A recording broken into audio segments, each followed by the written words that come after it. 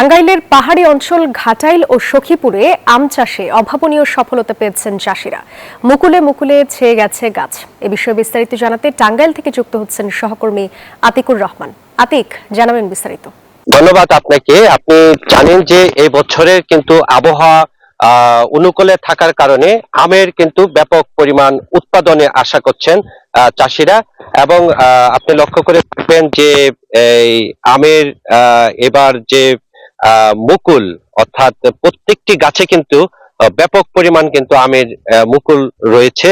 এবং এই টাঙ্গাইলের দুটি অঞ্চলে, অর্থাৎ দুটি উপজেলায়, বিশেষ করে ঘাটাইল এবং সখীপুর, এই দুটি উপজেলাতে কিন্তু ব্যাপক পরিমাণ আম চাষ করা হয়েছে। অর্থাৎ আপনাকে যদি বলি যে এই বছরে প্রায় 5,500 হেক্টর জমিতে কিন্তু আম চাষ করা হচ্ছে।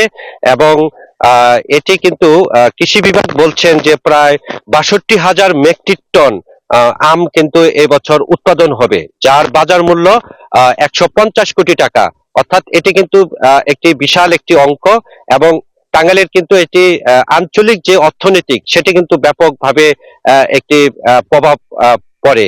এবং যারা এবার কৃষক রয়েছেন, আম চাষি কৃষক রয়েছেন, তারা কিন্তু বলছেন যে আবহাওয়া পরিবেশ ভালো, এবং সব মিলিয়ে যদি এরকম আবহাওয়া থাকে তাহলে কিন্তু এইবার কিন্তু আমের ব্যাপকভাবে তারা সফলতা পাবেন।